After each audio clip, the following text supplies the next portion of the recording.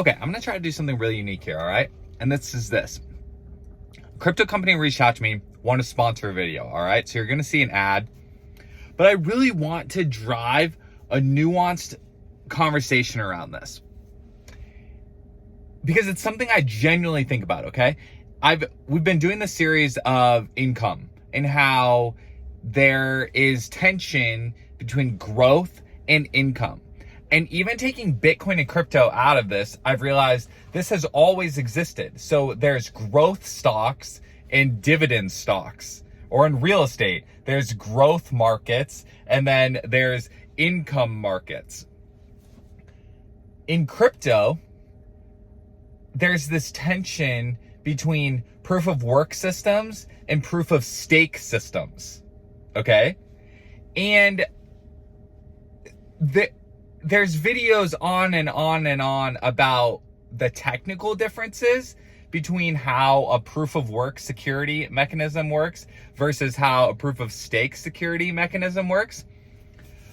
But the more that I've been thinking about growth versus income, I've been wondering how much of the crypto discussion is, especially among users, is actually not even about the actual technical security of the blockchain. And it's more about this tension between growth versus income. Because Bitcoin, people that are obsessed with Bitcoin, people that are Bitcoin maximalists and obsessed with Bitcoin, they're all about just the growth story. They're all about the growth story. They'll just tell every single time, like, there's only 21 million, there's outsized demand, they will never stop printing money, so the price of one Bitcoin measured in infinite dollars is always going to be rising. Like, they're obsessed about the growth, right? But there's no way to natively stake Bitcoin or earn interest on Bitcoin or get yield, right? Whereas Ethereum, Solana, etc., down the chain, proof of stake systems have built in staking, and then you're receiving interest. Mevalaxy allows users to stake once and earn daily rewards by providing liquidity to a smart contract powered by MEV bot strategies. Unlike traditional staking, your funds actively participate in high-frequency trades, generating profits from on-chain activity. The Pro plan is currently available at a 50% discount as a limited-time offer. Mevalaxy was a sponsor of Token 2049 in Singapore, showcasing its innovative approach. The test version of the mobile app is being prepared for release this month. Explore more on the blog at mevalaxy.com/blog and log in to see the dashboard for real-time bot activity and accruals. Visit mevalaxy.com to start MEV staking today. Remember, channel sponsorships are not endorsements. Please do your own due diligence. So people love that passive income. People love that. And this is what I want to talk about, this word staking. I want to talk about that word staking. It's like, I'm trying to reframe. So coming out of being focused fully on Bitcoin, the word staking just immediately like throws up like complicated tokenomics. It honestly just throws up complicated tokenomics. But I've been trying to think about this concept of staking or holding your investment in a investment. That's not new. Like a certificate of deposit at a credit union, a certificate of deposit at a bank, you're saying, I will hold the dollars here for a set amount of time so that you can use it and pay me a return. Or if you buy into an apartment building, I'm staking the dollars in this container of money that is going to buy the apartment building. And then there's a set time when that will be over and you get your money back, right? Plus income along the way, okay? So I'm trying to, in my own brain, neutralize this word staking to where it is a thing. All that means is saving the money inside that container of money. So, okay, maybe a lot of you are already past that, but that was helpful for me to like talk through that specific part, okay? And so then Then it brings up the actual thing of tokenomics and the actual thing of having straightforward tokenomics that actually work. That is its own bucket in and of itself. And both groups are, I'm going to attempt to say that both groups are right.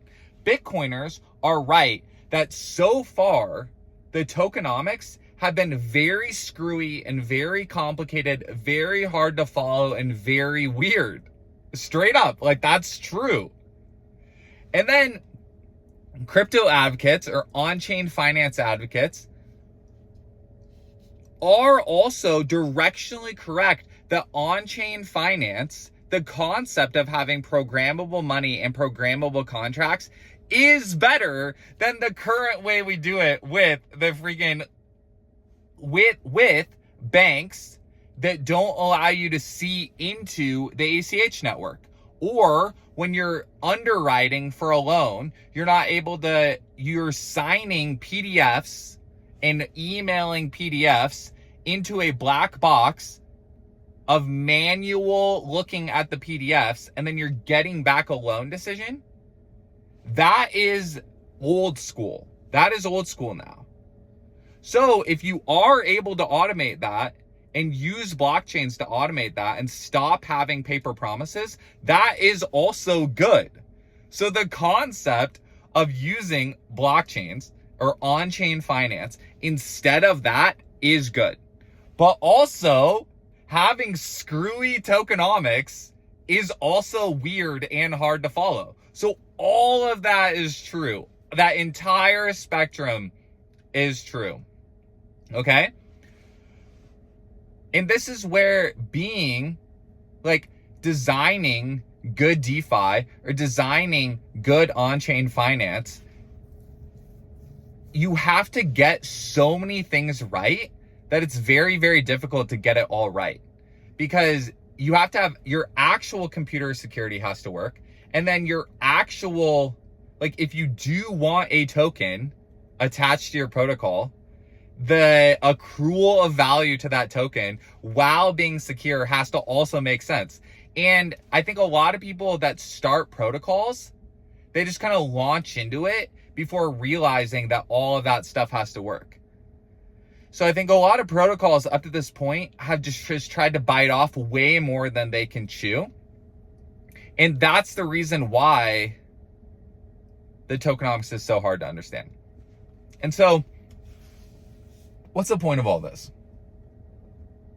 The point of all this is that it feels good just to say that entire spectrum inside one video, because I've been watching Bitcoin and crypto YouTube for 10 years now, and I honestly haven't heard it said like that. I honestly haven't heard it said like that, even though I don't think this is a minority opinion, actually. I actually think this is the mainstream view. The whole freaking ramble for the last 8 minutes actually is the mainstream view across Bitcoin and crypto investors, in my opinion. At least the ones that I've talked to. And I've talked to thousands of people, both online and in person. This is the mainstream view. The problem is that when you work for a specific protocol, you get in the habit of having to just push that protocol. The same way that Bitcoiners are in the habit of just wanting to push Bitcoin. Okay? So all the participants are mainly just pushing the main thing that they are invested in.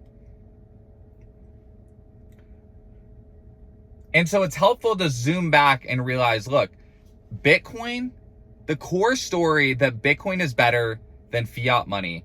Bitcoin is the most simple, bulletproof protocol, most successful open source protocol in the world, with the highest profile name ID, with the highest profile amount of people paying attention to it and using it. And then the concept that on-chain finance can beat the old school paper promises way of doing things is good. Both those things are good. Both those things are good. And so I think for on-chain finance to continue to grow and adopt more skeptical Bitcoiners and adopt more skeptical traditional finance people, and to break through to, again, quote unquote, normies, the tokenomics has to make sense. And the accrual of value to the token has to make sense. Now, that's not easy. That's not easy because I've talked also about how even in the stock market, the accrual of value to the stock doesn't make any sense. The price that stocks are trading at and the accrual value to this actually doesn't make any sense either. And so that, like, and okay, so what gives a stock its value? What gives a stock its value is there's 100 ways to answer that question. But for the context of this, it's like the American legal system, basically. The American legal system says that it is a claim on the business. So in theory, there is something there. Whereas on crypto, it's very much more ambiguous. And so when the tokenomics isn't there from a paying dividends perspective, then it really is just another growth story, basically. And I've already talked about how I think Bitcoin is the number one growth play. Bitcoin's growth story is more solid and more secure than growth stocks and growth crypto. So basically, the stock market and the crypto bucket are both for me, they're both in the same category, that they have to prove that their tokenomics and their value accrual actually work in order to pay me income. Which then, this is what leads to so many people equate day trading as the way to make income, both in the stock market and in crypto. And so I, for one, I'm not interested in trading stocks or interested in trading crypto. I'm interested in the core story of Bitcoin replacing fiat money. And I'm interested in the core story of on-chain finance making financial products that are already happening, like loans. We can just start simple with loans, easier. If you made it all the way to the end, I really appreciate you being here on the channel. I love talking with you and hanging out. And so I read every comment, and I'm really interested to hear what you think about this. What do you think about Bitcoin versus fiat money? What do you think about on-chain finance? What do you think about the concept of staking in general? And if you have a favorite protocol, if you have like a tokenomics thing that actually makes sense, you have an on-chain app that you like using and actually makes sense, tell it to me. Tell it to me and I'll check it out. I read every comment. Really appreciate you being here. See you on the next one.